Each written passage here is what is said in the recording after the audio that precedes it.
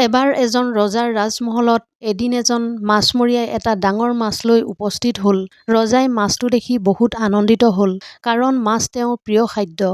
সেয়েহে ৰজাই আনন্দত মাছমৰীয়াজনক ৫০০ টকা দি দিলে। এইটো দেখি কাষতে বহি থকা ৰাণীয়ে ৰজাক মনে মনে ক'লে, "এই সামান্য মাছটোৰ বিনিময়ত আপুনি তেওঁক ৫০০ টকা দি দিলে।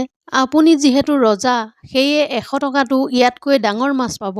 মাছটো ঘূৰাই দিয়ক আৰু পইচা ঘূৰাই দিব কওক।" ৰজাই তেতিয়া ক'লে, "তুমি এয়া কি কৈছা?"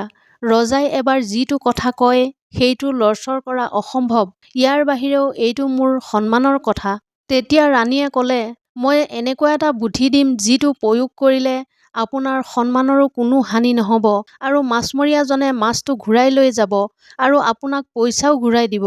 ৰজাই তেতিয়া ক'লে, "চাওঁচোন তোমাৰ বুদ্ধি কিমান উপযোগী।"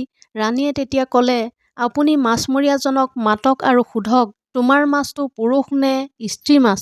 যদি মাছমৰীয়াজনে কয় মাছটো পুৰুষ, তেতিয়া আপুনি ক'ব, মোক পুৰুষ মাছ নেলাগে, স্ত্ৰী মাছহে লাগিব।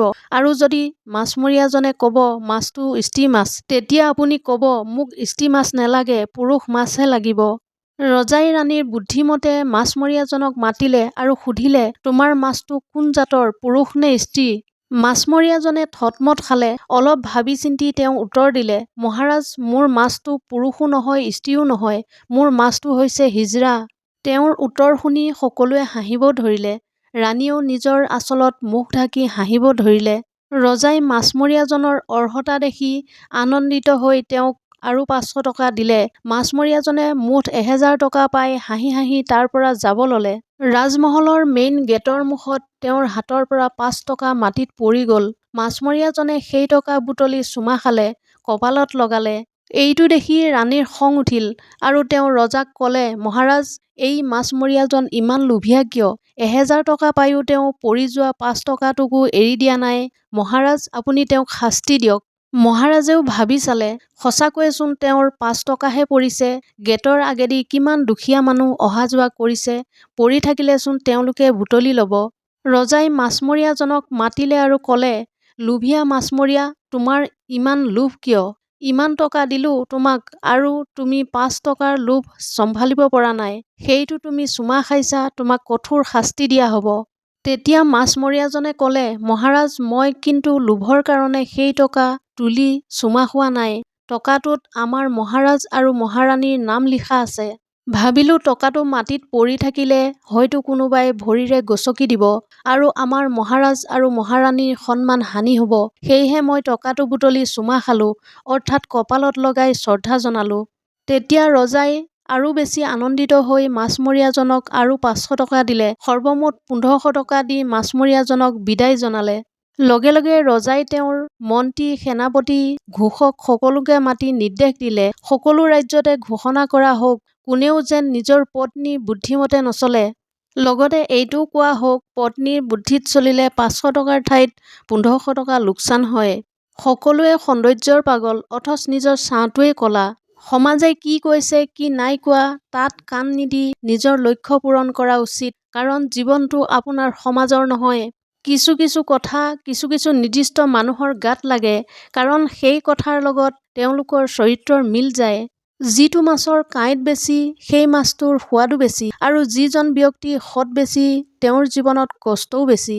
ধৈৰ্য ৰাখা, কেতিয়াবা কেতিয়াবা সঠিক স্থানত পোৱাৰ বাবে বেয়া পৰিস্থিতিৰ মাজেদি যাব লাগে। সময়ৰ অপেক্ষা কৰা, সঠিক বস্তুটো সঠিক সময়ত নিশ্চয় পাবা।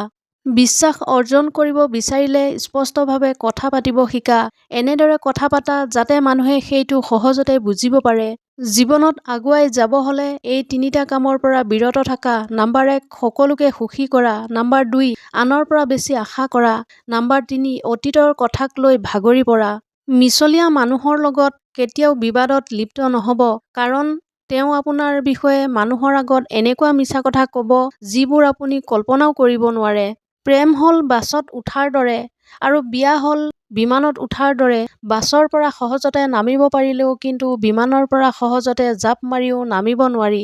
যিসকল ব্যক্তিয়ে সকলো সময়তে জয়ী হোৱাটো বিচাৰে, তেওঁলোকে হয়তো নাজানে, কেতিয়াবা কেতিয়াবা জয়ী হোৱাটো পৰাজয় হোৱাতকৈও কুৎসিত। এই ৩ ঠাইত মানুহে তোমাক গুৰুত্ব দিব: জন্মদিনত, মৃত্যুদিনত, বিয়াৰ দিনত।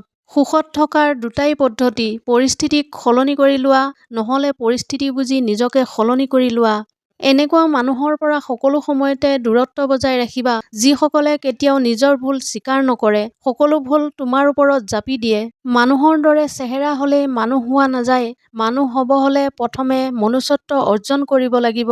জীৱনত মায়া যিমানেই কম কৰিব পাৰিবা, সিমানেই ভালকৈ থাকিব পাৰিবা। কাৰণ যাৰ জীৱনত মায়াৰ পৰিমাণ যিমানেই বেছি, তেওঁৰ কষ্টৰ পৰিমাণ সিমানেই বেছি। কাৰোবাক বেয়া কোৱাৰ আগতে ভালদৰে ভাবি লওক নিজে কিমান ভাল। লোভ আৰু অহংকাৰ দুটা এনেকুৱা বস্তু, যিকেইটাই মানুহৰ সততা, বুদ্ধি, জ্ঞান, মানৱতা সকলোবোৰ নষ্ট কৰি দিব পাৰে। এজন মানুহ যেতিয়া সম্পূৰ্ণৰূপেৰে অকলশৰীয়া হৈ যায়, তেতিয়া তেওঁৰ মনৰ পৰা সকলো আনন্দ মৰি যায়।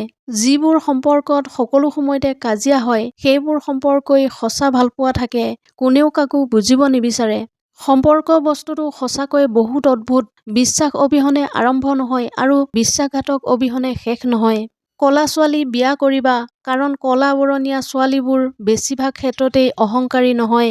ভালপোৱাত সদায় মৰমবোৰ পাৰ্মানেণ্ট হ'ব লাগে, ভাল লগাবোৰ নহয়। জীৱনসংগী ধুনীয়া নহয়, সঁচা হ'ব লাগে, যাক আপুনি চকু মুদি বিশ্বাস কৰিব পাৰে। সকলো ল'ৰা-ছোৱালীয়ে কেৱল টকা পইচা নিবিচাৰে, কিছুমান ল'ৰা-ছোৱালীয়ে মৰম, ভালপোৱা আৰু বিশ্বাসো বিচাৰে। কাজিয়া কৰি এৰি দিয়াজন প্ৰিয়জন নহয়, হাজাৰ কাজিয়াৰ পাছতো আঁকোৱালি লৈ সুখ দুখৰ সমভাগী হোৱাজনহে প্ৰিয়জন। জীৱনত বহুত ভালপোৱা আহিব, কিন্তু শেষলৈকে থকাজনহে লাগে। এনেধৰণৰ মটিভেশ্যনেল ভিডিঅ' পাই থাকিবলৈ মোৰ চেনেলটো ছাবস্ক্ৰাইব কৰিবলৈ নাপাহৰিব। ধন্যবাদ।